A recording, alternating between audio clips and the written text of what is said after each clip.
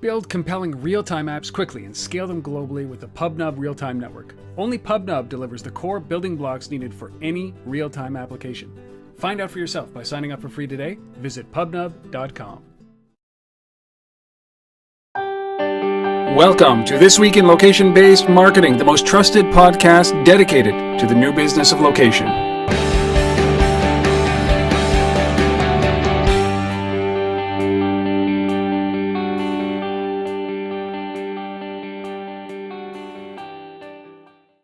Everybody, and welcome to This Week in Location-Based Marketing. This is episode number 133. We're recording this live Friday afternoon, June 7th, 2013. My name is Rob Woodbridge from Untether.tv, located in Ottawa, Ontario, Canada, the city that summer forgot. I don't know what it's like for you, Asif, but we've had 3 great days of sunshine, and the rest has been terrible. What's it like in Toronto there, buddy? Well, today it's pretty cool and overcast, but I don't know. I haven't been here, so That's right. It's. I just got back last night, so. For those of you who don't know, yeah. That's a CFCon, the Location-Based Marketing Association. Yes. What you just got back when? Last night. Perfect. Yeah. Perfect. Yeah. So I was in San Francisco first part of the week, and then Chicago the last couple of days, and yeah. It's been crazy. I don't know how you do it. I don't know how you do it. And you're also heading out to spend some time in Asia, I gather. Yes, but first I got to go to New York because we have the Multiscreen Summit. Oh, yes, the Multiscreen Summit. Yes. That's next week. When is that? The 14th? That's the 11th and 12th. Monday, Tuesday. So if you're listening to this, you're either in New York or on your way to New York. Tuesday, Wednesday. Okay. Tuesday, Wednesday. Yes. So the 11th and 12th. So hopefully you're listening to this on Monday and you're going to get down there for Tuesday and Wednesday. What is the Multiscreen Summit, Asif? Multiscreen Summit is a pretty cool conference. A lot of fantastic speakers across discipline. People from the gaming world, the television world, the sports world. Obviously mobile and location and tech and digital out of home and all that kind of stuff. So it's kind of this mashup of, industry, tech, all around mobile and location, and it's called the Screen Summit because we're looking at this conversation of, how do we as consumers interact with screens throughout our day and throughout our travels? From the tablet and when we wake up in the bed to television, with the news and the weather while we're getting dressed to, we get in that car and so on and so forth. And so that conversation as it moves from screen to screen is kind of what we're looking at. So I'm doing a fireside chat down there with Google and the New York Jets. So that'll be pretty interesting, hopefully, and kind of get their perspectives on how they see that. We've got a great panel of agencies as well that I'm moderating a conversation around. So lots of good stuff. And that's June 11th and 12th in New York City. And if you use the code LBMA025, you get a 25% discount. You only have a couple of days left to register to be down there to watch this whole thing. So please go and do it and support the Multiscreen Summit in New York City. And then you're heading off to Asia. You're going to be in Singapore. Where else are you going to be? I'm going to be in Singapore for about a week, and then going to be a few days in Shanghai. The tail end of that, and then I go all the way from Shanghai to Minneapolis, straight to Minneapolis. Yes, and then I'm finally. Is that a direct flight, by the way, or is that like 77 flights you have to take? The crazy thing is I actually have to go to Toronto to get to Minneapolis. So I'm actually in my city without actually being in my city, really. So it's hysterical. Yeah. So and is that all in 1 week? How long are you gone for? I leave on the 15th, and I'm back on the 27th. Oh, my goodness. Yes. Oh, my goodness. Yeah, I know. It's crazy. It's what it means to be the ambassador of location, or as I call you, the Lord of Location, don't I, Asif? You do. Yes. Well, yes. Then why don't we... It's almost the Wrath of Khan, but exactly. Not quite, It's a Lord of Location. Well, you know what the Lord... Yeah, the Khan has it is not a positive name. That man is a disruptive force, right? So you are doing good for this world by preaching the location. So that's it. Well, I can't wait to talk to you while you're on this 12-day adventure, simply because we'll get some perspective. And Shanghai is always interesting to me because, as you know, I have just released an episode. It's up on Untether.tv right now with Piyush Shah, and you saw a little clip of it last week when he talked about the growth of China. And man, oh man, like that's all we've heard of the last week. It was the greatest timing to do that episode because there is just an incredible buzz around what's going on inside of China. And if you haven't watched that episode, look, don't do it for me, do it for you. What he talks about and the ways that he uses or he suggests to get into the Chinese market and the reasons to get into the Chinese market are worth the listen unto itself. But the fact is that I can't wait to get your perspective of what it's like inside of Shanghai and the impact. I'm really excited. I'm looking forward to it, and I think it's gonna be eye opening for me as much as I'm out there talking. I expect to suck up a lot of stuff, and I'm excited. Well, so we'll got to coordinate for our next episode. But while we're here, let's get on with the show, shall we? It's packed. It's packed. And, some great stories. And even, I've been able to actually do a tie-in to an Ottawa company, which you'll see in a moment. But it goes around the world, the United States. We got stories from New Zealand. We got stories from Canada. So let's get this thing going. We got a special guest. The guest today is actually, we're going to do a two-parter here. It's Chuck Martin. Who is, this is what I'm fascinated with. This, instead of an app, I want to draw attention to his newest book, which is on the shelves this week, actually, that you're listening to this podcast, if you're listening to the week of the 10th. It's called Mobile Influence, The New Power of the Consumer. Asif, this is his second book. His first in the mobile space was a couple of years ago called The Third Screen, which was a really, really, really great book, a primer for mobile marketing. Now, this is talking about actually what he calls it. It's actually pretty fascinating. What he calls this is the shopping life cycle. He walks us through the shopping life cycle in this book, and I'm just going to read the shopping life cycle here, just in case you didn't know. But what he talks about is the setup, which is there are 6 pieces of this life cycle. The first is the setup, which is the pre-buy. The second is the move, which is in transit, while you're in transit. The third is the push, which is on location, which is exactly what this clip that we're going to use in the interview later on during the guest of the week is. The next one is the play, which is the selection process when you're choosing your product. The next one is the wrap, point of purchase, and then of course the last one is the takeaway, the post-purchase. This is the cycle of shopping, and he puts a huge mobile spin, talks about how the consumer is in charge, and it's a fascinating read if you first need to be convinced that this is happening. Second, if you're looking for solutions, challenges to the norm, Chuck does a great job of taking what I think are achievable objectives in this space, in mobile and retail and location, and he gives you enough of the next steps, but also kind of paints a long-term direction that you should be aiming for. And the only thing he says in this book, he summarized it so well, is that he said, listen, read the book, buy the book, whatever. The one thing that you have to be doing is do something. Right? That's what he's saying, is that there's 1,000 ideas in the book, but just do something. Don't do nothing is the way he classifies it. Because if you do nothing, you're screwed, ultimately. And we've been saying that forever, is that you have to take at least a step. But this is a fascinating read. It's a quick read, and it's on shelves by the time you're listening to this or watching this. And it's called Mobile Influence, The New Power of the Consumer by Chuck Martin. And you know what? It's actually... So on the back, the quotes on the back, BJ Emerson from Tasty Delight and Tim Reese, the head of mobile and social solutions from Google, these guys endorsing this, obviously. So Chuck Martin's new book is what I'm fascinated with. I've been consumed by it all week. It is a good read, and if you it's all dog-eared already, notes in the margins. I really enjoyed the read, and so will you. And I'm sure you can find it in any of your great bookstores out there. And if you're interested, just follow Chuck Martin at Chuck Martin on Twitter, and he'll be throwing up some good value. Mobile Influence. Cool. Very cool. And you'll hear from Chuck later on in the show. He's going to be talking to us about the impact of location, physical location, and why it's so important now that we are in this location-based marketing world and this mobile marketing world, which is really, really cool. And I think that really, really ties in to our first story quite well. So let's get on with the show, shall we? Yes. All right. So this is a company that we all know and love, at least Asif does, many times over. I think that you love this company. It's called eBay.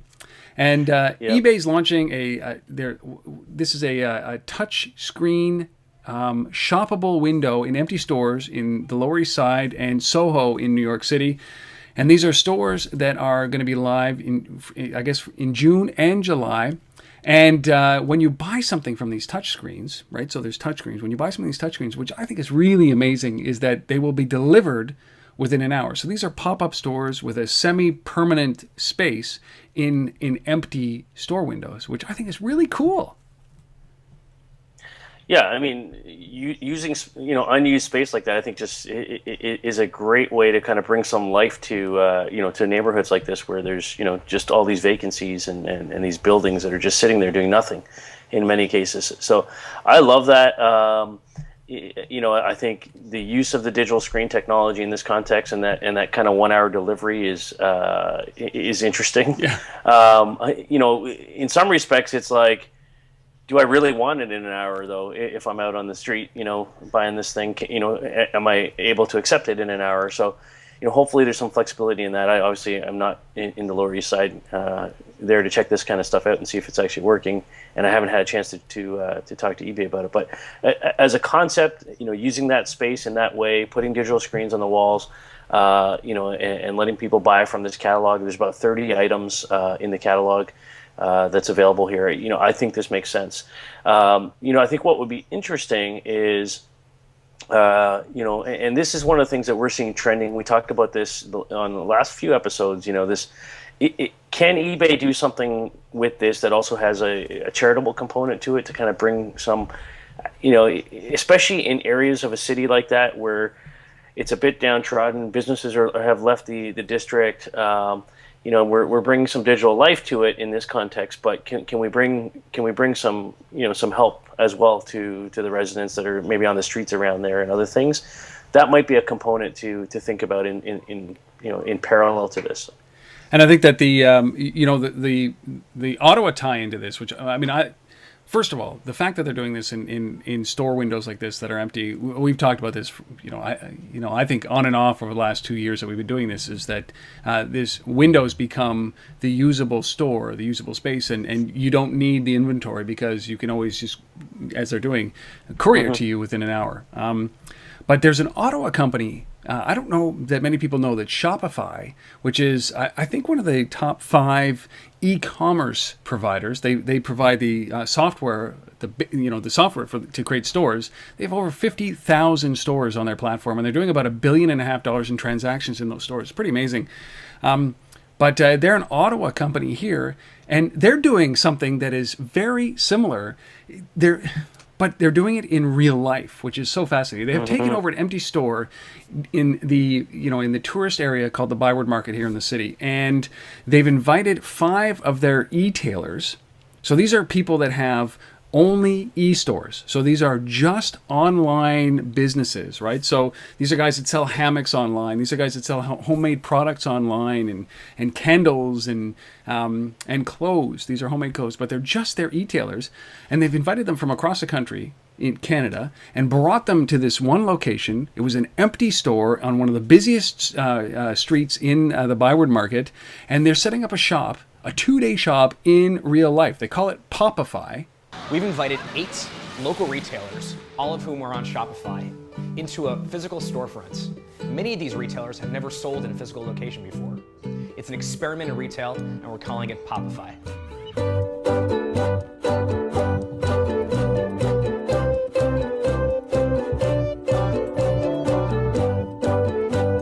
The retailers we've invited to Popify are A Modern Space, The Emporium, Manitoba Mucklucks, End Product, Amanda May Lingerie, La Bottega, Hammock Universe, and Viens Avec Moi.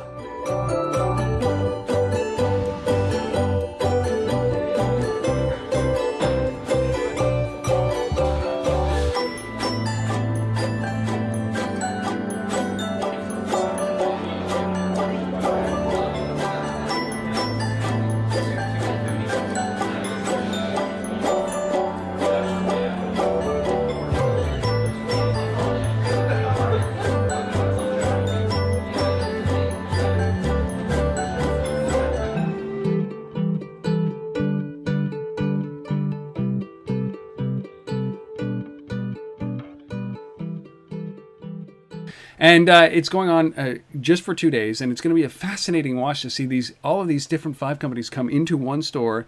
So it's almost like they're the opposite of what's going on in New York City, but it's because they're taking the digital stores, digital companies, and for the first time, they're actually giving them an opportunity to have a physical location, which, as we'll hear from Chuck Martin in a little while, is now becoming more and more important because of location-based marketing. But that's pretty cool, isn't it?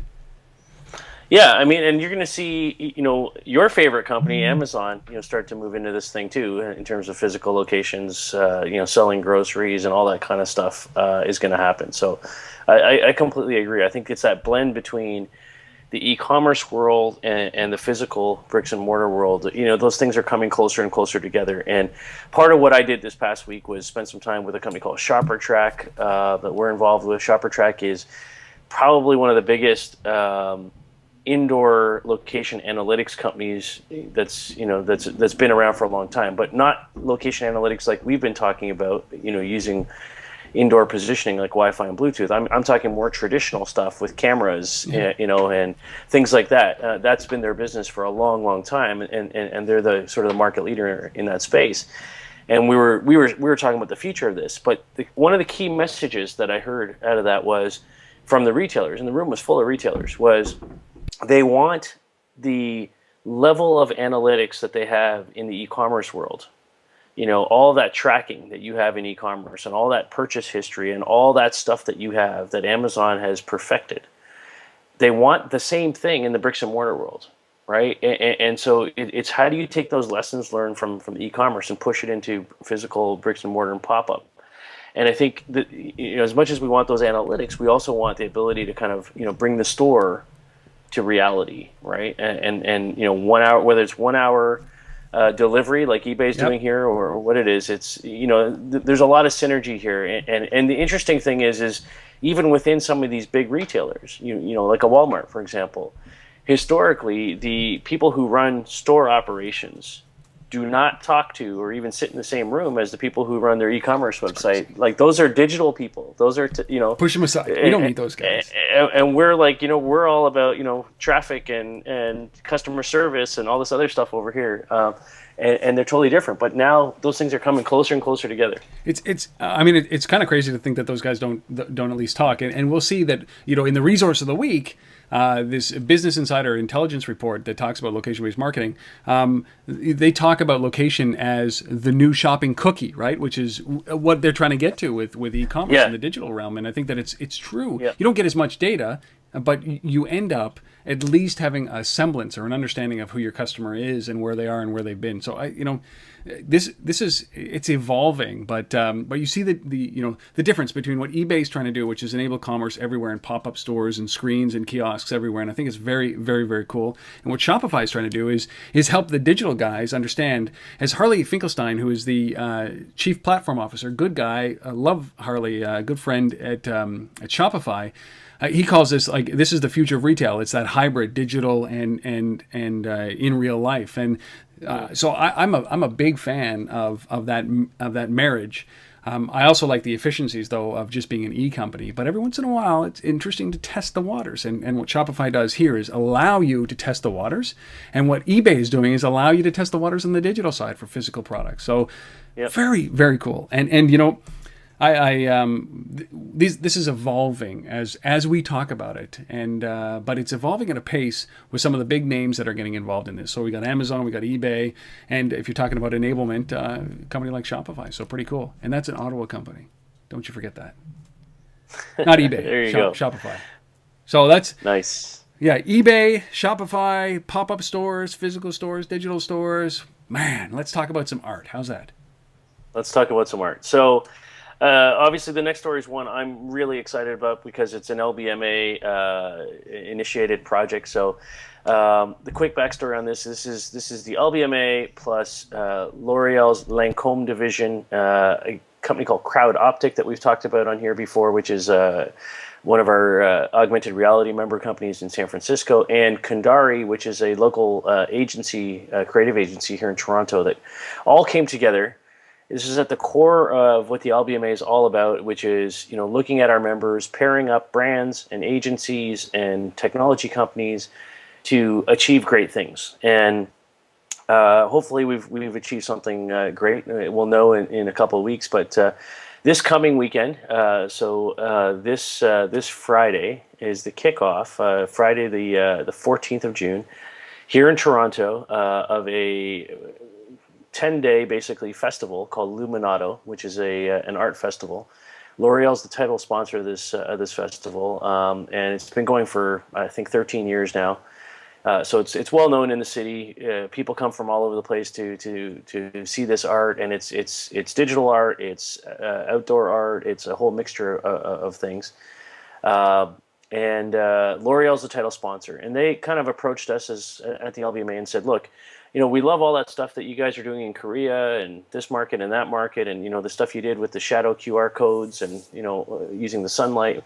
We want, we're the sponsor at Luminato. We want to do something digital to activate people on site, and this festival draws 3 to 4 million people. Okay, so it's a significant number of people coming to this festival. There's a main public square, an outdoor piece to it. So Kandari, the agency that we tapped around this, we sat down with them and kind of thought about, we're not just going to do shadow QR codes again. We got to do something different. We got to do something cool. And so, AR kind of popped into my mind. Crowd Optics got this great new technology that lets you look at direction as well as, visualize content. And so we came up with this concept of what if we could create an art gallery in the sky, a virtual art gallery. And we kind of put that to the Luminato guys. They loved it. They're already doing a photo exhibit where they've gone out to 20 of the world's best photographers and had them create their own interpretation of the Lancome rose. And so we said, let's do the same thing, but with social media people and bloggers. And so we got 20 of those guys to submit their interpretation of the rose.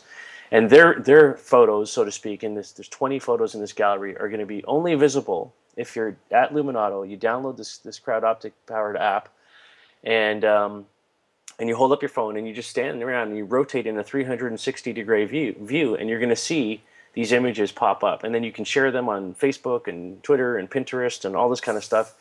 And obviously there's a tie back to Lancome product, and you can get free product and stuff online and all this kind of stuff. But it's cool. And now the coolest part for me. Beyond that, how can you? Beyond that, right? So that's like phase one. Phase one is there's this secret art gallery in the sky at Luminato that you can only visualize if you have this app. That's incentive enough. But for those who are really out there listening and want to invest in this, if you go down to Luminato and you download this app and you participate in this process of viewing these things over the period of the 10-day festival, we're actually gathering in real time where all your devices are pointed, and we're tracking that on a minute-by-minute basis. And we're building a heat map in real time that in aggregate over the 10 days, at the end of the 10 days, this heat map, we've laid out the 20 photos in such a way that if you were to look at it from the sky, an aerial view, the 20 photos actually fit on top of a very, very large city-sized version of the Lancome rose. So by participating in this, by downloading the app and viewing these photos, you're actually generating or being part of the world's first human-powered heat map logo. So come on, get down there and do it, people. Like that. Well, this is what when you take a great agency like Kandari, that can come up with these ideas, and you pair it up with great technology like Crowd Optic and a fantastic brand with the history of detail and fashion and beauty that Lancome has, and you put all that together, this is what you get. My goodness. So what are the dates of this thing? When does it start? How does that? It's the 14th, and it runs to, I believe, the 23rd. June 14th. Yeah. To the 23rd. All right, so where can people find more information about that? Because I think we have to drive them somewhere to be able to, just go to the LBMA.com? Yeah, just go to LBMA.com, and under the press section, the press release is all there, and you can see all the data there on that. And or you can just Google LBMA Lancome, and there's been articles this week in the Wall Street Journal, and Forbes, and Mobile Marketer, so there's plenty of coverage out there. It's amazing. Steve, congratulations. I can't wait to see the outcome of this and the video summary of all of that in one place. It's going to be amazing. Holy cow. How do you top that? There you go. Well, we go to Space? Yet another sort of Canadian story, half Canadian story. Half Canadian. Yes. Yeah. FiveStars, which is a California company. And you know what I thought? I thought when I read this, it was like Five Guys. I'm like, yes, finally, some meat. We can bring some meat into this show, right? That's what everybody's thinking. Well, Five Guys came to Canada a little while ago, and they're doing a good job. It's not with Five growing their Stars. business. It's not Five Guys. But this is FiveStars. Yeah. So FiveStars is a loyalty platform primarily. Been around for a little while. Sort of one of these focused on the restaurant industry primarily. All about delivering mobile content and deals and points, if you will. And they partnered up with Rogers Communications, one of the 3 big carriers here in Canada. And together are launching a loyalty platform called Vicinity. Vicinity. There you go. And so this is basically the FiveStars platform in Canada, right? So this is their first foray into a non-domestic market, an international market, and they chose Canada. For the first time, somebody picks Canada, right? And by Canada, I think we mean just Toronto, because I tried to find something in Ottawa, and there was nothing. There was no deals or nothing in Ottawa. But so this is at vicinityrewards.ca. It is basically exactly like FiveStars, but up here in Canada. Yeah, and FiveStars has had great traction in the U.S. A lot of big markets like Chicago, New York, L.A. have been big in adopting this program. So, and personally, I've talked to restaurants here in Canada that about doing loyalty programs and platforms like this, and they're like, there hasn't been great options for them. So having somebody with the credibility of FiveStars and the track record of FiveStars up here. The fact that's coming from Rogers, I don't know, but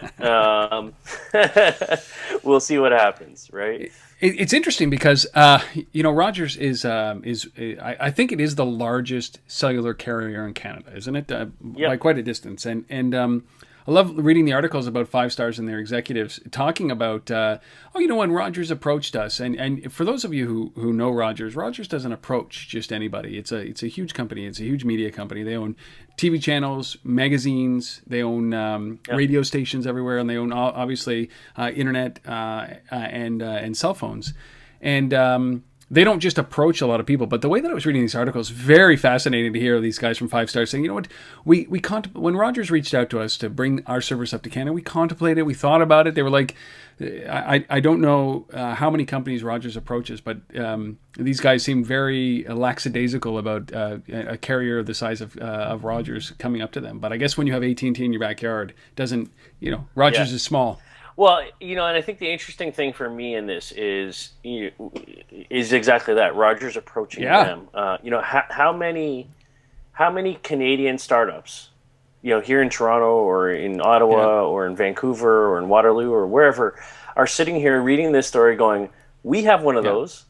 We're right here in Canada, Rogers. Oh, yeah. Why didn't you approach us? By the way, we have more cities than just Toronto, right? Yeah. We have more data. We have more everything. It's funny because that's what sometimes it takes getting out of Canada to be validated. This is often the typical Canadian approach, big company Canadian approach, from the banks to the carriers to whatever it is. Like, we won't adopt anything until we've seen it proven in another market. And then what ends up happening is that they're going to go to that company that has actually the know-how and has proven it in the other market and see if they can bring it up to Canada. This is it's frustrating, but Rogers reaching out and then the FiveStars guys not really understanding that this is Canada's biggest carrier. This is this would be an honor bestowed on many small companies that would make their company successful.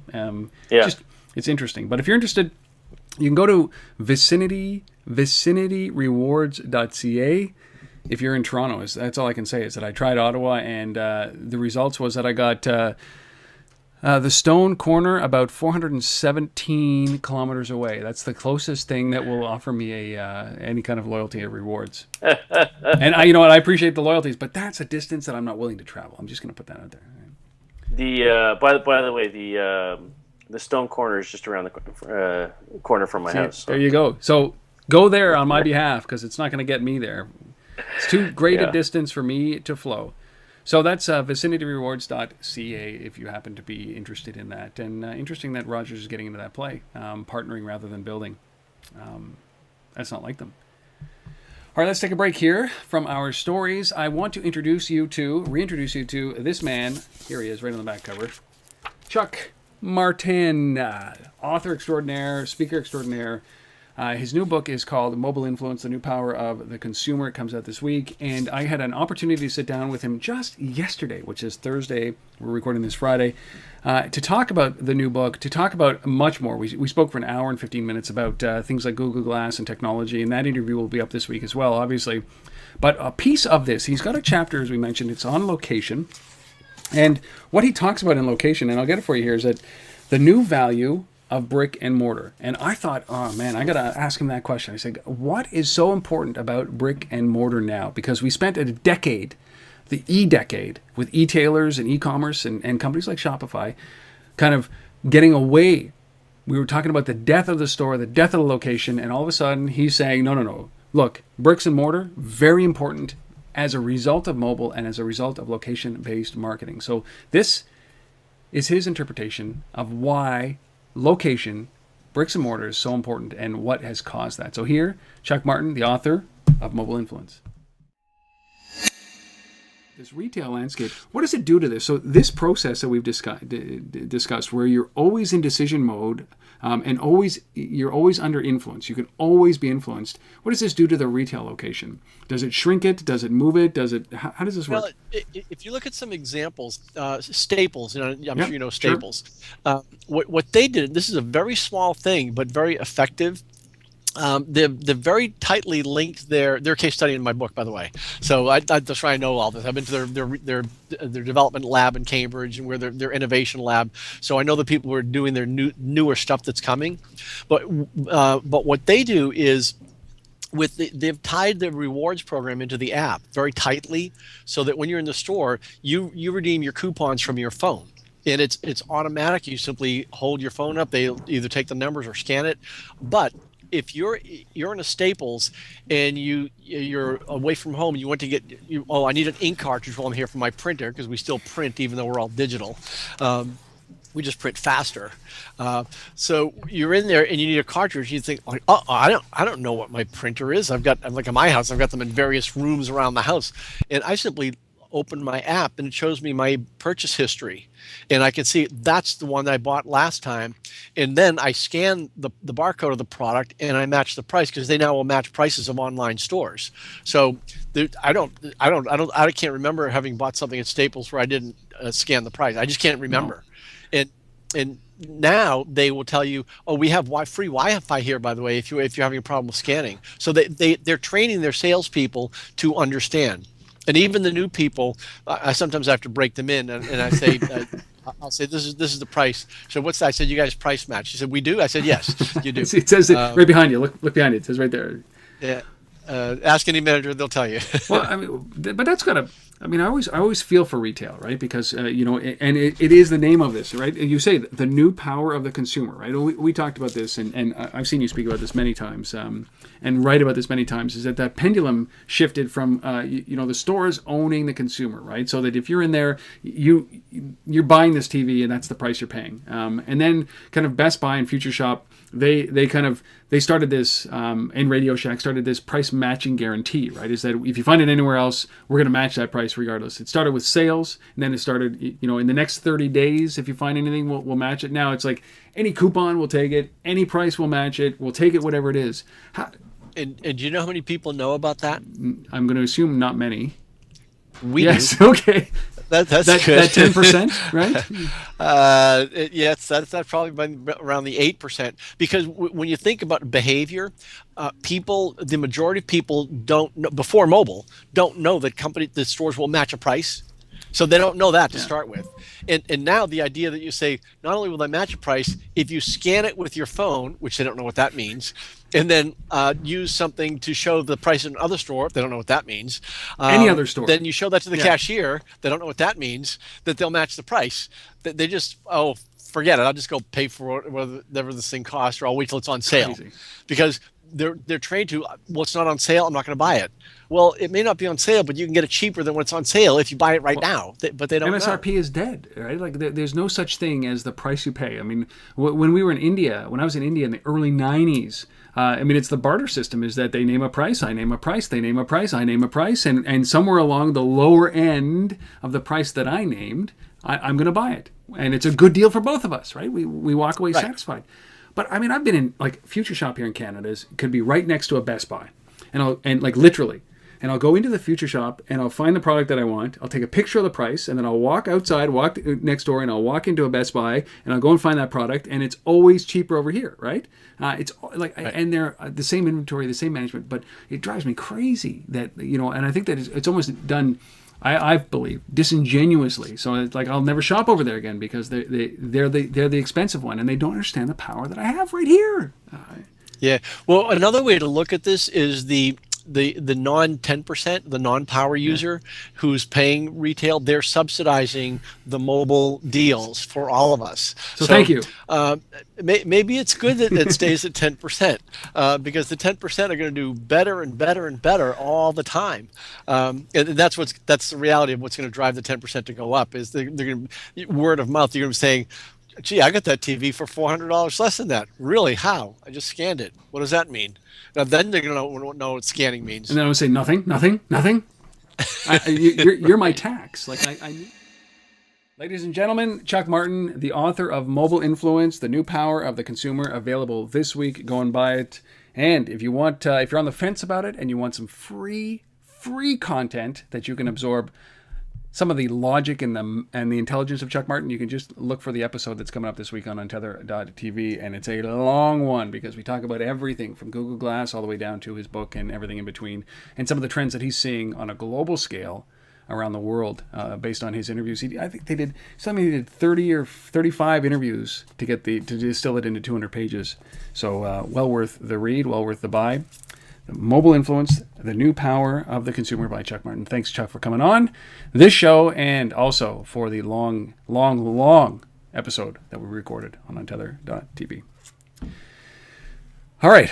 Maybe you could read that on your flight to Singapore there, Asif. It's, on one of your legs from maybe from Shanghai to Minneapolis. Oh, man. Something like that, yeah. All right, let's get back to the stories. Very interesting story here coming out of our good friends, maybe not good friends, but the resource that basically bankrupted the encyclopedia business, Wikipedia. Yes, this is a very interesting story and one that I'm happily surprised to see, I would say. So, I'm not a big user of Wikipedia. Every once in a while I go there to check something out. But the Wikipedia Foundation has been playing around since January with or added this new geodata extension. They're calling it for MediaWiki. And so the idea is that as you are putting content into Wikipedia, you can tag that content effectively. And so what they want to do is that as you are out and about in different places and doing your thing, by the way, yes, that is Canadian about that you just heard there.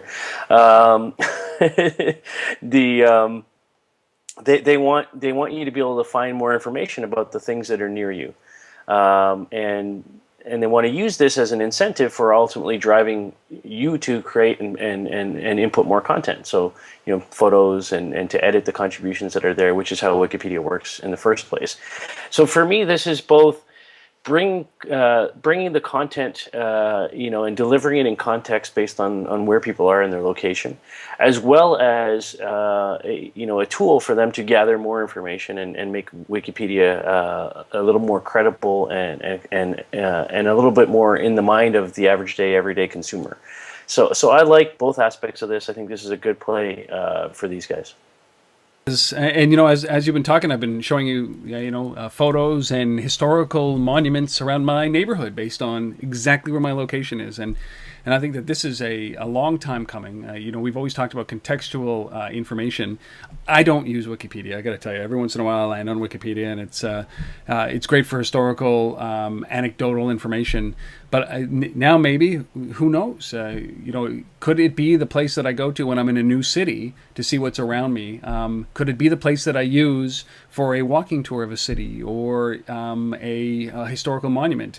Based on my location. Who knows? But I'm very thankful that they're tagging information like this. They're tagging location, and it's going to be a great resource. And and potentially, depending on again, this is crowdsourced, generated data. Yep. But depending on how accurate it is and how trusted it is in the end, having access to this geo-targeted versions of these data, and third-party apps like TripAdvisor or hotel apps and things like that starting to bring some of this to bear could be quite interesting.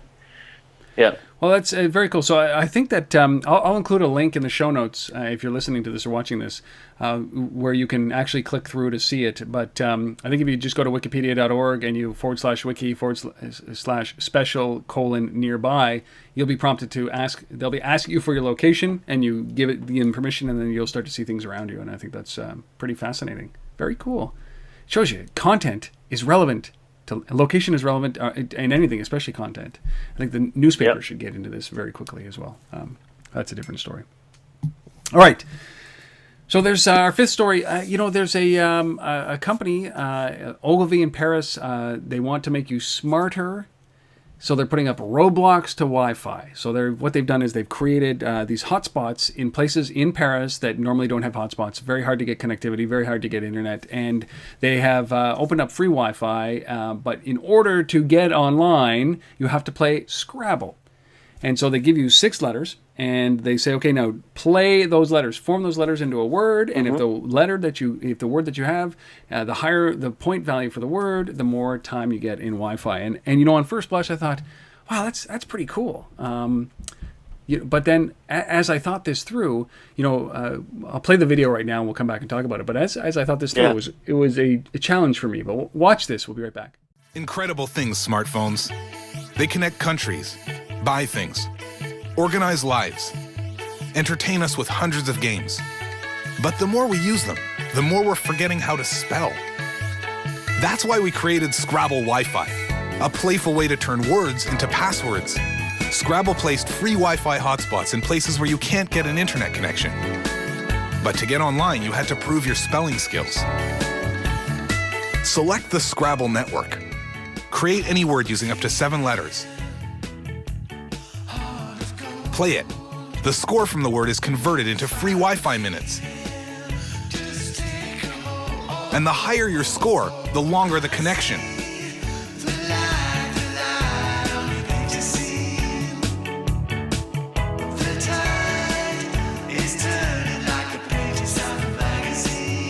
Words that you shared on Facebook doubled your score and time.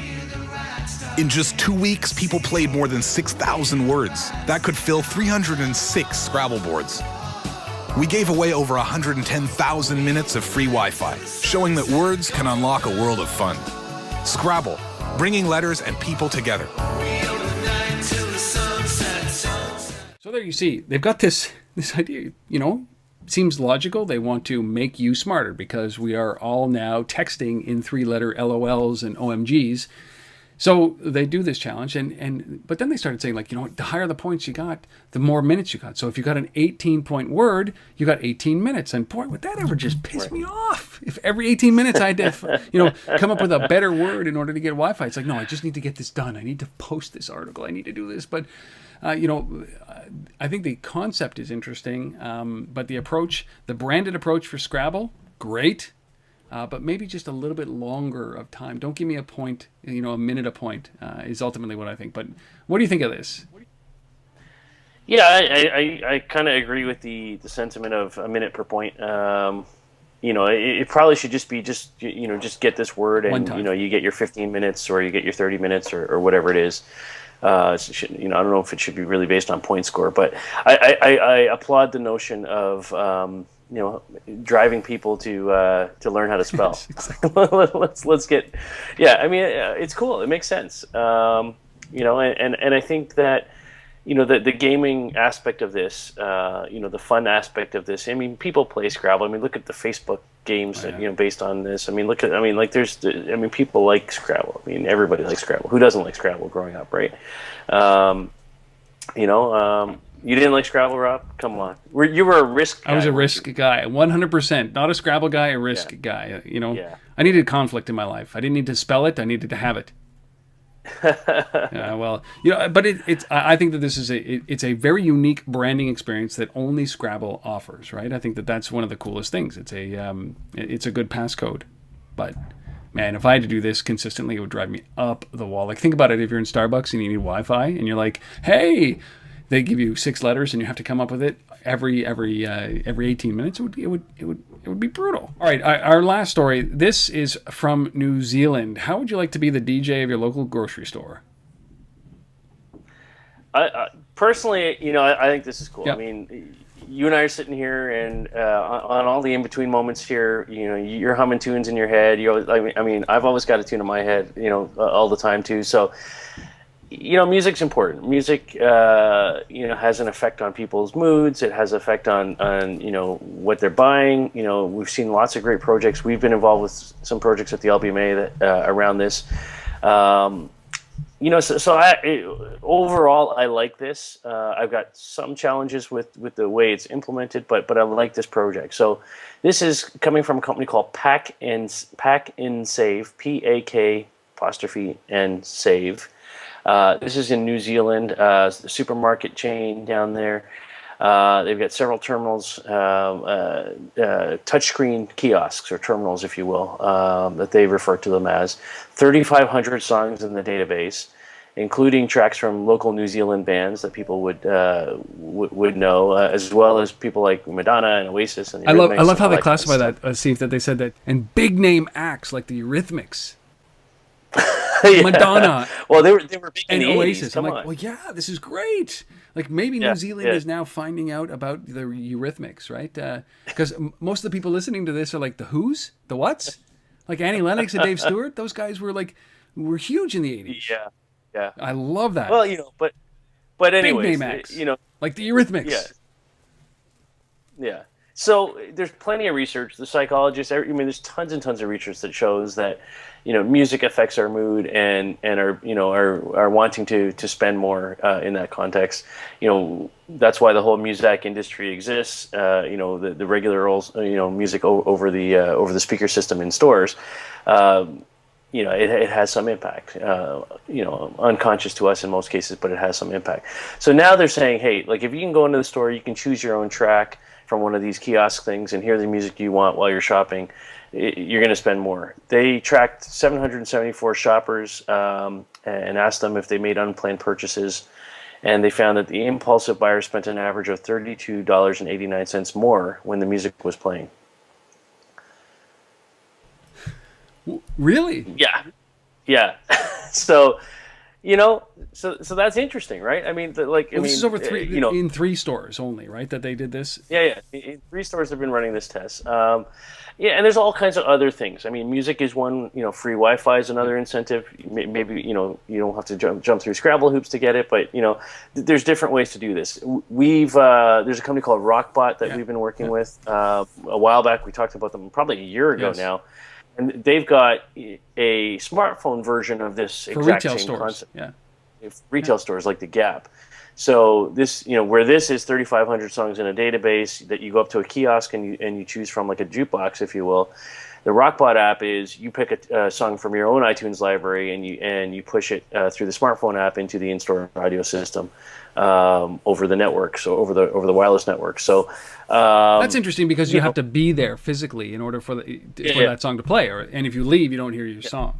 Yeah, absolutely. So both are great, and talk to the power of music's ability to influence a purchase, or increase the dwell time, or increase, the basket size. And so I like this. I think this is cool, and You know, I shop. Comes down to what's in that database. Yeah, exactly. Like, I mean, I shop with my headphones on already, right? So I'm either listening to music or a podcast or an audiobook, and it would be interesting to see because you know they've done all those tests. So your wife taps you on the shoulder and says, "Rob, you should be listening to me." Exactly. Right? That's exactly what it is. Like, hey, here's some air supply, Rob. I'm like, no, I'm okay without it. Air supply's fine.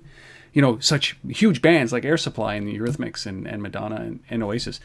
So I listen to it, right? And so I don't listen to the music in there, and I drown it out. But all of those tests, so you know, I wonder, you know, if this is the impact, if it makes me spend $30 more per visit as a result of this, and you know, you're going to see this over time. Then this is revolutionary. This is a breakthrough for this because you know, these machines would be paid for very, very, very quickly. But it's so like I love this kind of testing. This is like Freakonomics style testing, right? Like you know. Well, in some respects, it's a little bit like in a completely different way, but like the iPort stuff we were talking about last week. It's giving the consumer, you know, that ability to customize their experience and, you know, pour their own beer and you know, all that kind of stuff, right? So. Cool. I like this guy. You know, this is, you know. Now, if I could just name, as Chuck Martin says, if I could just name the price that I pay, that would get me into any store. Like, you know, if I could just name the price of my food, that's next. It's got to be. There you go. All right, that is the sixth story. Fascinating stories. Like, I love these discussions, you know, around retail, about physical versus digital, and around certainly about music's influence and choosing, allowing you to play your music and how it influences your buy decision, and loyalty, and you know, and location around content around Wikipedia. This is very, very, very cool. And then, of course, Scrabble. You got to learn how to spell in order to get your Wi-Fi.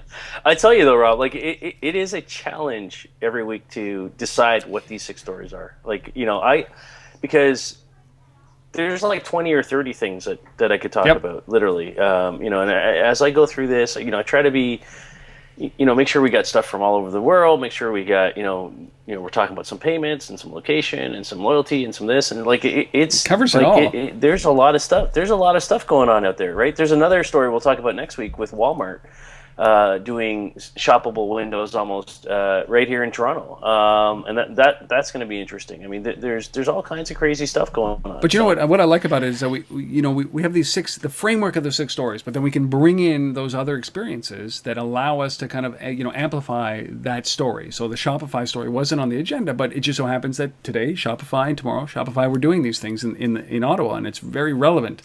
And it just seems like we actually have a plan for these shows, and having Chuck Martin on as a guest really ties it all together, especially around, you know, the path to purchase and the path to the life cycle of the shop room. So, well, we got one last piece that we got to do here, which is obviously our resource of the week, and I alluded to it a little bit before, which was business intelligence report on the local mobile marketing exploding, and we hear this all over the place about the influence of location and marketing. Yeah, so, you know, I love these studies because, you know, people are always asking me, you know, every time I'm speaking at some conference, you know, well, how big is this market? How fast is it growing? What was it last year? What's it going to be this year? Where's it going to be in 2016, et cetera, right? So, there's some good data here. It's obviously, you know, a booming market location in general. The biggest statement out of this, and this is something I've been talking about forever, I think now, is location is the new cookie, right? I can't say it any clearer than they've said it right here. Location is the new cookie. And this came up at the conferences I was at this week too, where this idea, for me, that what this means is it's all about the data. It's all about, you know, tracking the consumer from one screen to the next screen, from one location to the next location, from one media type to the next media type, right? And that's what, for me, location is the cookie. The same as I said earlier, you know, the analytics that we had online for e-commerce and all that tracking that comes in the e-commerce world that the retailers want in the bricks and mortar world has to come from location, being the cookie, right? That's what's going to, you know, provide that data, that insight that people want. And there's some other great data in here too about, you know, the spend and the platform being beyond the smartphone and all that kind of stuff. So if you get a chance, you know, pull the report. Yeah, you know, I mean, a good summary is that they They take a look at the key stats on the location-based services marketplace, what's working, what techniques are working, what are the cornerstones for your success in doing this, and they look at the 6 most effective local mobile marketing tactics. And as far as I can tell, it's free, free for the price of your email address, which if you're interested in this kind of stuff, it's very valuable. For the synopsis, the full report's about $500. It always drives me crazy, but I guess you got to pay for this kind of information.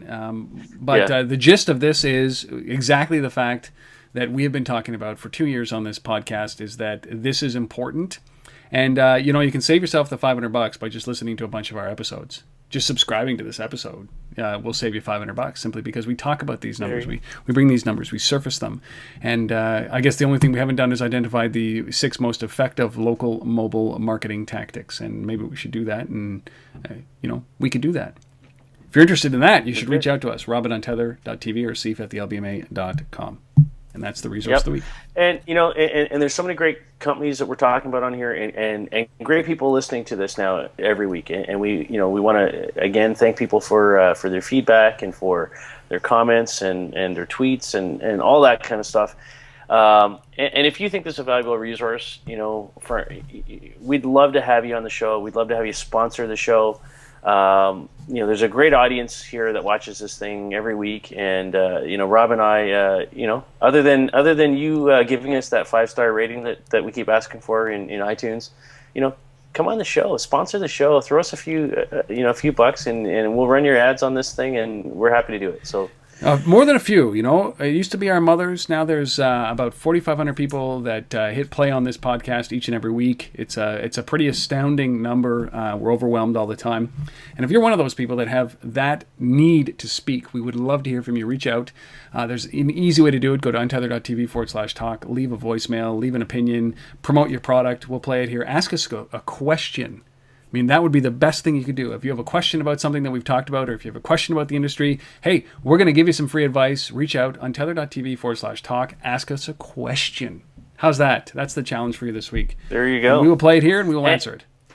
Yeah, and if you're in Toronto in the next week or so, come down to Luminato, download this app, and check out this secret virtual gallery installation. Cool. And be part of history. Be part of making and participating in the world's first human heat map logo. I love that. All right, so listen, a few things.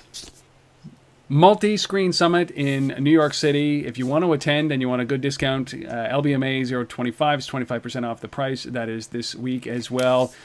Chuck Martin's book, Mobile Influence, comes out this week. Go and take a look at it. Go grab it. The episode with Chuck will be up on tether.tv.